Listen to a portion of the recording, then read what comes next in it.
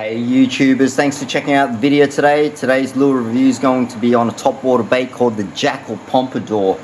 This particular bait is, well, how do you describe it? Top water, popper, swim bait, prop bait. I don't know how to really describe it. I reckon Jackall have come up with something that's pretty unique and maybe in its own little category. They've even created a little name for this category. They call it the noisy bait. So noisy as in like, well, it creates a hell of a lot of noise and a lot of disturbance in that top water column. Now it is a floating lure.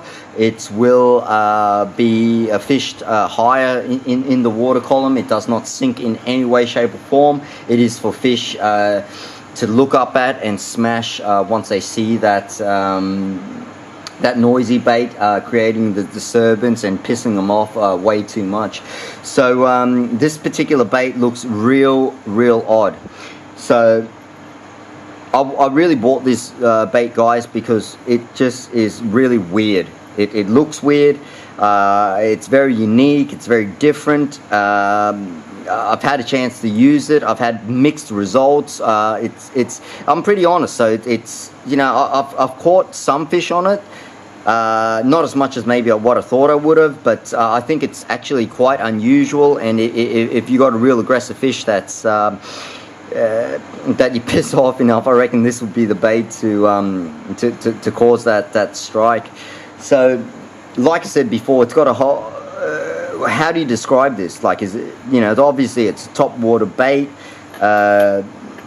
It's not a swim bait. It's not a popper. It's got a prop on it. But let's go through the physical aspects of it, and we'll sort of go from there. So Jackall designed this particular bait to, I think, start up a new category almost, or get into a area of lures that really weren't out there. So it's very unique, very different. Like I said, they do call it the noisy bait because it creates a hell of a lot of noise and disturbance. In terms of its length, it is actually a 3-inch long bait.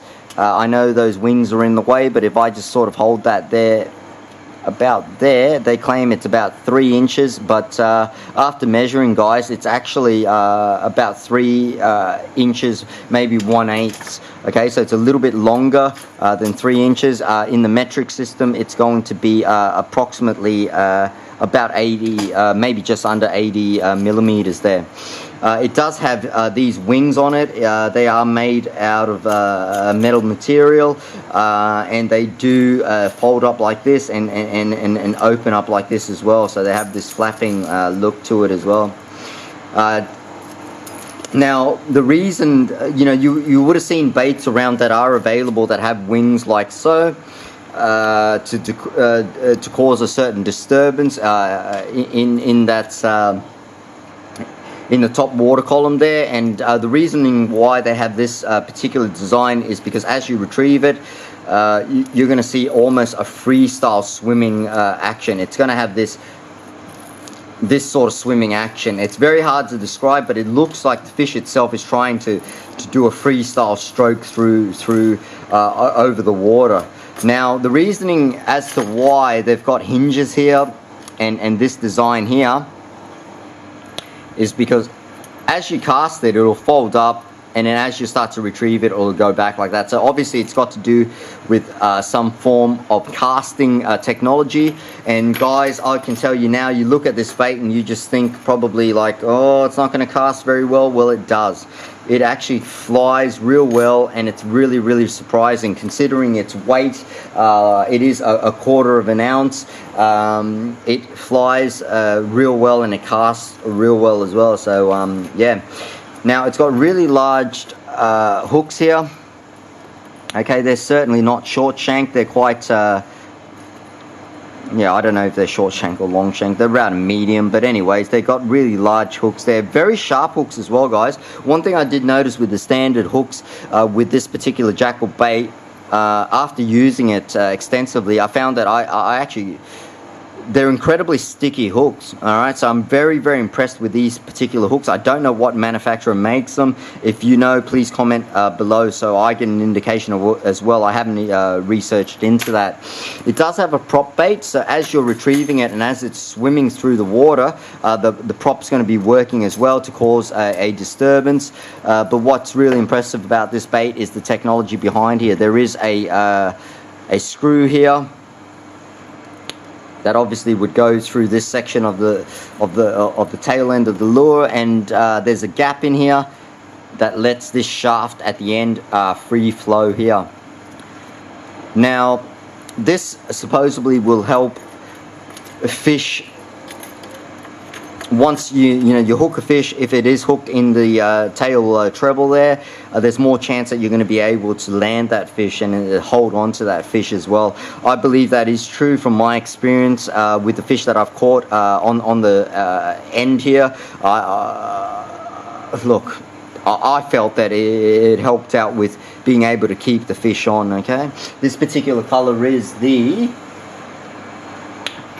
pink Pirakuru design.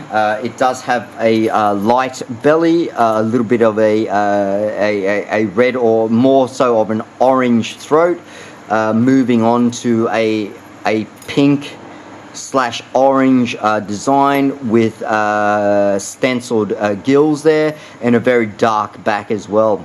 It does have Pompadour labeled on there, and also these very large dark eyes with this gold design around that section there. It does have a little bit of red within that section of the eye, which is pretty cool. But yeah, I reckon the eyes really stand out on this particular bait. It looks pretty awesome. There are these little knobs here, okay, and that's simply so as the wing, as you cast it and the wings hit here, it's something for the wings to really have friction against or hit against before damaging the bait. It does have raised gill plates as well, but there's no etched scale design or lateral line in this. It is a top water bait. It's yeah, it does have the stenciled scales there, but okay. Now it does not have a split ring at the front of the bait at all. Jackall do supply you with fantastic split rings on a lot of their products. But I found, with Jackall, Megabass, a lot of your premium Japanese brands, even the American brands, anytime where there's no split rings, I will tie my line directly onto that line tie there, guys. I feel that they've done that on purpose, so I will tie it directly onto that line tie. Anytime there is a split ring, guys, I always tie a loop knot there. To help out with the action more, but I think they want more leverage, more yeah, I suppose more cranking ability with that direct line tie to that there. Alright, so yeah, like I said, they call it the noisy bait, so let's have a listen to what it sounds like in the water. It has a really odd sound as you're retrieving it, guys. It is really loud.